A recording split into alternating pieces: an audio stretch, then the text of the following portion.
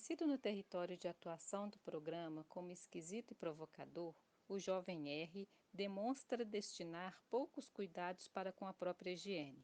Recusa ir à escola e assistir às aulas no bairro em que reside.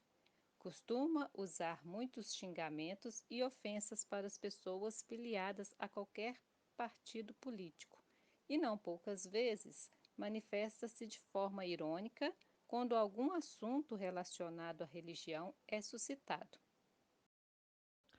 O meu primeiro contato com o jovem R acontece no espaço da oficina de música e violão em uma noite de segunda-feira. Boa noite, meu nome é Hugo. Sou recém-chegado no bairro e trabalho no. Colé, eu sou maldito. Faz muito tempo que moro aqui. Procuro olhar nos olhos de R e sorrindo digo: Não tenho motivos para falar mal de você. Machuquei o dedo quando estava andando de skate, mas tô de boa. O jovem R utiliza álcool e outras substâncias desde os 15 anos de idade. E segundo os oficineiros que trabalham no programa de controle de homicídios, tem intensificado o uso das substâncias psicoativas nos últimos meses. Episódio em que o jovem R apresenta-se intoxicado e agressivo nas oficinas são relatados com frequência. E quando convidados pelos oficineiros a falar sobre os motivos pelos quais faz uso de drogas, responde que os mesmos jamais o compreenderão. Em minhas participações nas oficinas desenvolvidas pelo programa no território, bem como em minhas caminhadas pelas ruas dos bairros, vejo o jovem R, por vezes alcoolizado. O oficineiro de música e violão entra em contato por meio do telefone e diz perceber que o descuido para com a higiene pessoal e a alimentação tem se tornado mais grave. O jovem emagrecido comenta não dormir em casa todos os dias da semana, porque a mãe dele e o pai dele não permitem sua entrada em casa. O oficineiro me pergunta se é possível que eu atenda individualmente o jovem R. Respondo positivamente, ressaltando que posso recebê-lo no espaço destinado à equipe técnica, desde que assim ele queira. Um dia após o contato telefônico do oficineiro, o jovem R e o profissional se encontram em uma praça do bairro. O profissional confirma as mudanças corporais relatadas. O jovem está com as roupas sujas e mal cheiroso, magro e apresenta não estar nada bem. Reparo que o dedo indicador da mão direita encontra-se enfaixado. Pergunto ao jovem o motivo pelo qual o dedo está coberto. Machuquei o dedo quando estava andando de skate, mas tô de boa. Insisto em perguntar sobre o ocorrido. E R começa a falar sobre os profissionais que antecederam minha chegada ao programa, mostrando claramente que não está disposto a conversar sobre o pequeno acidente com o skate. Profissionais que anteriormente trabalharam no território eram muito caretas, formatadinho demais. Do estado mesmo, sabe? O que significa para você ser um profissional do Estado mesmo? Muita gente chegou aqui de salto alto e com cheiro de talquinho, umas meninas chatinhas. Me conte por que as meninas o chateavam tanto. E ele ri, dizendo: Você implica com as palavras. O que você acha sobre a possibilidade de conversarmos mais vezes lá no espaço destinado aos profissionais do programa? Eu não sou louco, apesar de parecer. Eu prefiro esbarrar com você em outros lugares do território. Com certeza você vai implicar com a palavra esbarrar. Fico em silêncio.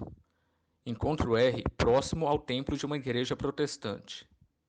Ele olha fixamente para a placa da igreja. Aproximo-me e R nota minha presença. Meus pais são muito religiosos, trabalham na igreja. Eu não acredito em Deus. A igreja quer a mesma coisa que o Estado, dominar a cabeça da gente. Nem vou perguntar qual é a sua religião. Você vai perguntar porque eu quero saber e não vai responder. Eu não gosto desse papo de religião. Nenhum punk anarquista gosta. Desisti já faz tempo deste lance de religião. Por qual motivo você desistiu de religar? R me olha e segue de skate. Falou aí. Terça-feira, por telefone, o oficineiro de música e violão informa que o jovem R compareceu muito drogado na oficina realizada na segunda-feira e que passou mal, perdendo a consciência e sendo levado ao Hospital Geral do município. O oficineiro afirma ter escutado na vizinhança que o jovem R encontra-se em risco por estar devendo adolescentes varejistas de cocaína na região. O jovem R permanece hospitalizado por um período de 24 horas. Telefono para a secretaria do hospital, mas não obtenho sucesso. O oficineiro compromete-se a fornecer notícias sobre o estado de saúde do jovem. Quarta-feira, visito a oficina de música e violão e encontro R com seu skate. Sento-me ao seu lado.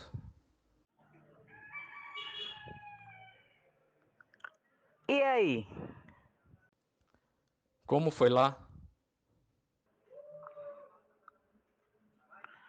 Podemos dar uma volta? Caminhando sim, porque eu nem sei como pegar um skate. R sorri e caminhamos em direção à praça. Minha irmã mais velha vai alugar uma casa para que eu more sozinho, porque as brigas lá em casa têm sido constantes. Você quer me falar mais sobre isso? É complicado, prefiro falar de outras coisas. Você pode falar sobre o que quiser. Preciso de um emprego, pois não tenho fonte de renda. E apesar da minha irmã pagar meu aluguel, eu vou ter que comprar comida, gás, essas coisas. Como é a relação de você com seus pais? A saída lá de casa não tem relação apenas com as brigas e discussões, mas também porque estou próximo de completar 18 anos. Você implica demais com as palavras. O jovem R comparece à sala destinada do Programa de Controle de Homicídios e solicita falar comigo. Reparo que se aproxima do horário final do turno de trabalho. Podemos descer juntos para o final do ônibus e conversar um pouco? Os seus lábios estão ressecados e rachados. Você tem bebido água? Você tem usado protetor labial? Você se preocupa comigo. Fico em silêncio.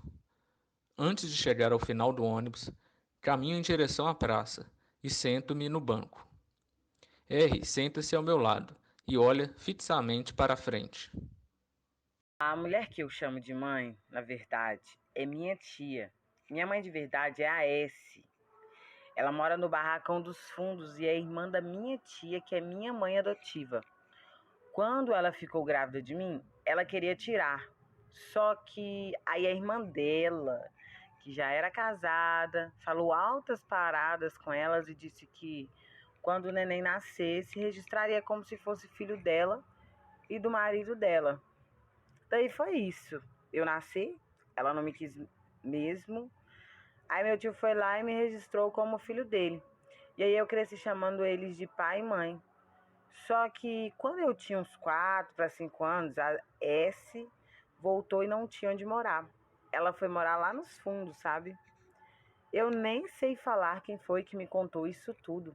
Só sei que eu comecei a aparecer lá no barracão dela e ela mandava eu sair.